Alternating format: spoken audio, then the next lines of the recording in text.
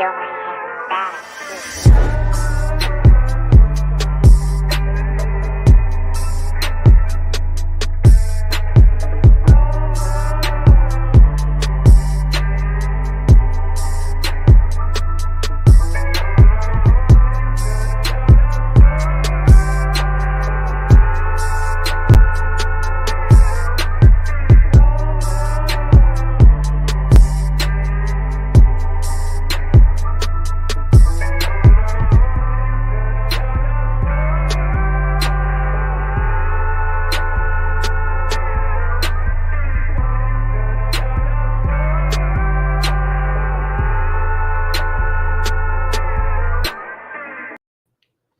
What's up, primates? It's been a while since I've been here, and a live stream anyway. I guess I've been uploading vlogs, but it's been a while since I've done the regular live stream, the regular show. There's a lot of change coming forward in my life. I have sort of stepped away from, not entirely stepped away from the atheist community, but I have largely. I'm removing myself from a lot of aspects of the atheist community and kind of trying to start a new life for myself, whatever that means. I'm focusing a lot more on different things other than what I used to be. With that said, that doesn't mean I'm going to stop talking about atheism, skepticism, anything like that. So today I want to talk about skepticism and gaslighting. I want to talk about people using skepticism in toxic ways, when skepticism can be used in toxic ways. And I don't know, I guess just some sort of pointers on how to use skepticism in ways that are healthy versus ways that are unhealthy. So, first of all, I just want to get right into the terms, because I don't want to take it for granted that anybody knows what skepticism is or that anybody knows what gaslighting is. And skepticism is a word that has more than one meaning. So skepticism in epistemology can mean the belief that we don't really know anything. And then methodological skepticism is really trying to defeat that version of skepticism. So methodological skepticism is really using how do you know questions to try to get an understanding of a person's justification for how they arrived at a belief. If you ask, how do you know that P? And a person starts explaining how they arrived at a belief in the proposition that you're asking them about, you could become further justified in your belief in believing the proposition, or you could potentially help that person lose a belief in a falsehood. Maybe they come to realize, I'm not so justified in this. I remember I had a belief that this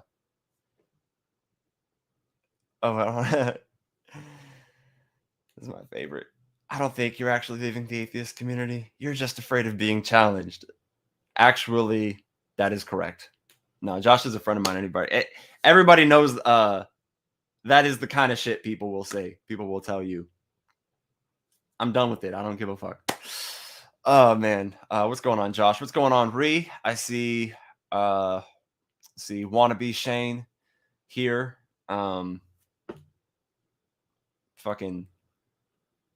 Or you're Shane, but you're not Shane the skeptic. You're Shane a skeptic.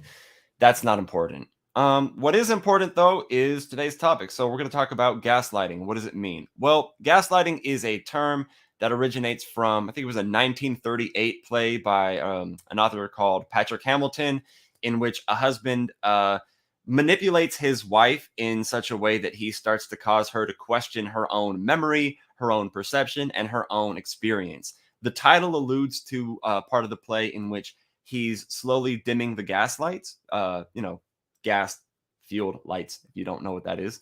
And she's noticing that it's getting darker, and he's just denying that it's getting darker. He also, walks around, and she hears him walking around. He convinces her that there's nothing actually happening and that she's hearing things. And so from this play, people started using the play was called Gaslight. This is what it was about, right? They started turning the title of the play into somewhat of a verb. You're gaslighting is what people started saying as a way of saying you're doing what that guy in the play did. You're being manipulative in such a way that you're causing me to question my own perception or memory or reality. And obviously, somebody who is a narcissist could use that in such a way that is beneficial to themselves and harmful to others. We all know how narcissists are. No, we don't. But if you do, there you go, right? A narcissist is going to use gaslighting. It is going to be like a second nature to them. It is intrinsic in them. Now I want to talk about skepticism. Let's see. What is skepticism about memory? Well, you question how you know your memory is actually an accurate representation of events that actually occurred. What is skepticism about perception? Well, you're asking questions about whether or not you are in fact capable of accurately perceiving things. And then we come to have different variations, direct realism, indirect realism, phenomenalism, etc. We have all of these different versions because we have asked these questions. How do you know that what you're perceiving is real? And I think what a lot of people are failing to do is recognize the scope in which skeptical questions are beneficial to one's epistemology, and they're helping a person justify their beliefs or rid of any false beliefs. And when they're using it in such a way that is simply being dismissive or gaslighting people. And I think a lot of people, they become involved in the skeptic community. They start learning about methodological skepticism. They start learning to respond to claims by asking, how do you know that? And they don't seem to take into consideration the possibility of any harm. So I made a couple of slides because that makes things official when you do slides. I'm going to bring those up. Actually, I don't need my face here. Fuck it. Okay. It speaks for itself. Take a moment to look at it. Skepticism. Oh, wait. Didn't mean to do that. My bad. Okay. Skepticism strengthens justification for true beliefs, tells you to question your perception, asks if your memories are accurate representations of reality, asks, how do you know unusually often? Gaslighting is manipulative, denies your experience, tells you to question your perception, asks if your memories are accurate representations of reality, and asks, how do you know unusually often? So, how do we navigate questioning in a healthy way? As we question others, let's question our end goal for doing so. Are we inquiring about the justification to strengthen belief in truth and rid of belief in falsehoods, or are we simply denying experience and being dismissive? Some bad habits. See these quite often. The first, telling people not to talk about experiences due to a lack of evidence. You are not required to believe them, but they are allowed to talk about their experiences and what they believe the explanations are. 2, failing to consider the possibility that the person you're questioning is correct. I think that's pretty self-explanatory.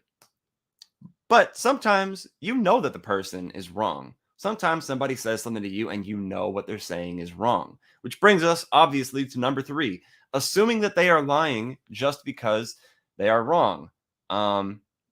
Pretty simple. There are alternative explanations to a person being wrong than them just lying. Just because somebody is wrong about something doesn't mean that they're lying to you. And I think that, let's say, for example, somebody tells you a ghost story. Because I was in a dilemma recently when a friend of mine told me a ghost story. I don't believe in ghosts, and I'm not a dishonest person, so I wasn't about to pretend I believed that the explanation for what happened to him was that a ghost was real. But I had thought about this. I know some people who would straight up tell somebody that that didn't happen. And sometimes people make shit up. That's true. That happens all the time. People make shit up. But if somebody is telling you about an experience that they had, right? Then maybe they will falsely attribute ghosts to it, but they will have had that experience. When you start telling a person that didn't happen, now you're stepping away from methodological skepticism in a healthy version, and you're getting closer to gaslighting. I am not an expert I'm not a psychologist, so there are way better resources for you to go learn about gaslighting, what it is, go learn about the origin of it more if you want to. And then skepticism, of course, there are different variations of skepticism, like we talked about, skepticism of the external world, the brain in a vat sort of thing. And there is a time and place in which asking skeptical questions is beneficial. If you're having an epistemological discussion, then you could ask somebody, well, how do you know that that's true? Oh, I know it because I remember this. Well, how do you know that your memory is correct? There is a setting for that kind of questioning. But let's just say, for example, that somebody is walking home from work and they experience being sexually assaulted and they don't have any evidence.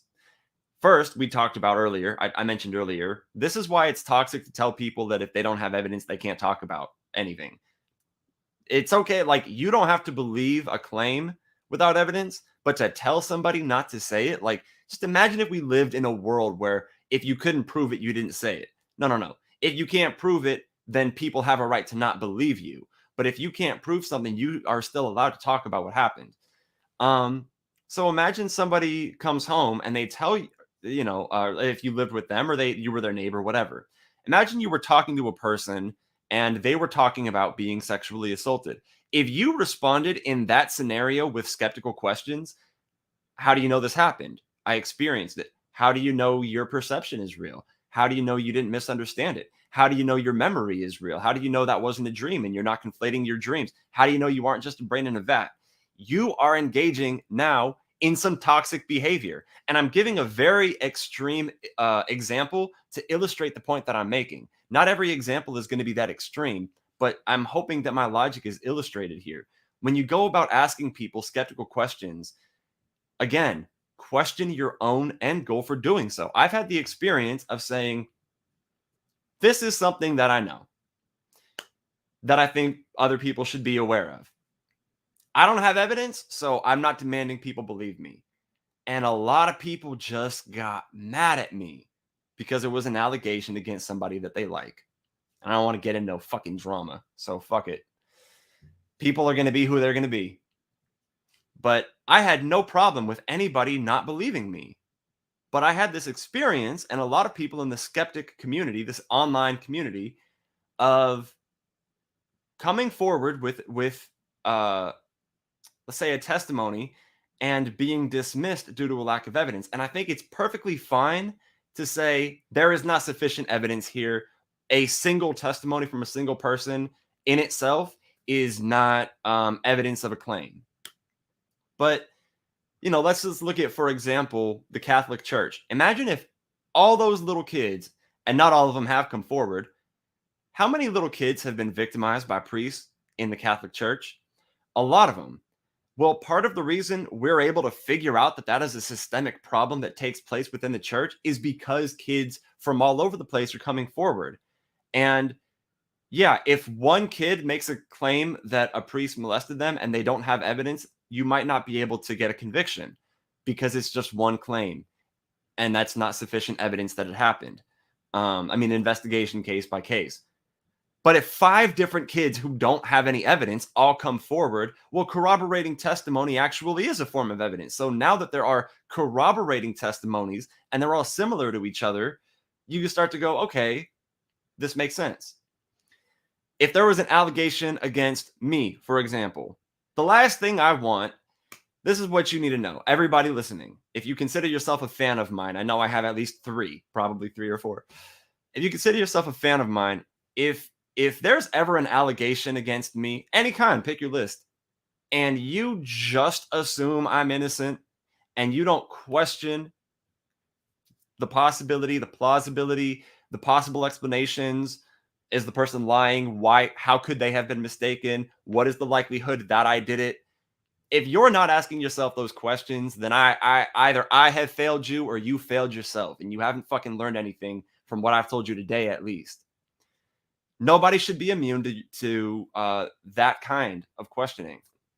So please stop dismissing testimony in such a way. Like, you don't have to believe a testimony just because somebody has one. People lie. It happens. That's why you shouldn't automatically believe testimonies. But this idea of, like, if somebody doesn't have evidence of their claim, they shouldn't even be allowed to say it. You're going too far, and you need to pipe the fuck down. Okay, you need to pipe down like you got caught smoking. All right. as a teenager. And with that said, I think I'm pretty much good with this stream where it's at now. I wanted this to prompt thought in other people. If you're a skeptical YouTuber, maybe you could talk about some of the ideas that I mentioned today. And you know what? You don't need to plug me. Fuck it. If you could, though, um, show this on your stream. As long as you do that, I'm good with it. Hold on. Josh has a good question.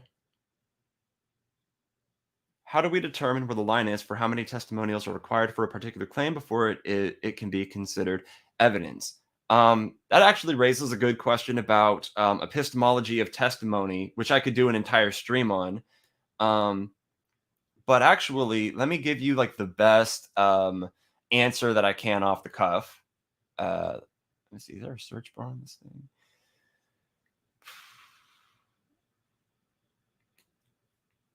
I'll read you something from an epistemology paper that I have. Local reductionism. Because obviously it's going to vary by the claim, right? All claims are not equal, right? If somebody says that, I don't know, a person came back from the dead, then yeah, I don't think there's any amount of testimony that would convince me of that. Like like for testimony would convince me if by testimony I found out you had a new dog, I would I'm sorry, I'm reading. If somebody tells me they have a dog, I'm going to believe them on the basis of their testimony. But if they tell me that that dog can talk, there's no amount of people that can corroborate that's going to cause me to believe it.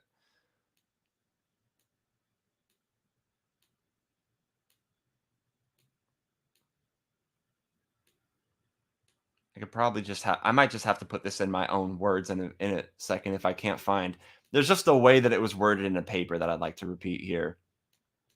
And I don't care about having a few awkward minutes on the stream if it means that I get the answer because it was a good question and I like to answer it. Here.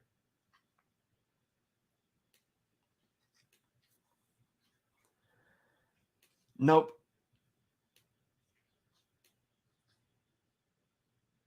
Okay. I give up on trying to find the answer to it, but I'm going to say this. It can be, and I might even have it memorized. It can be the case that on an occasion in which a speaker makes an utterance to a hearer, the hearer has or can find independent evidence capable of strengthening or supporting belief in the proposition being uttered by the speaker.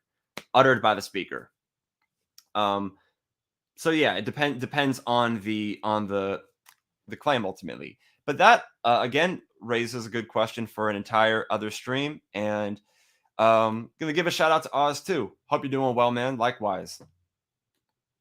Stay safe. Stay safe, Oz. Stay safe, Josh. Stay safe, Ree. Stay safe, everybody. Take care.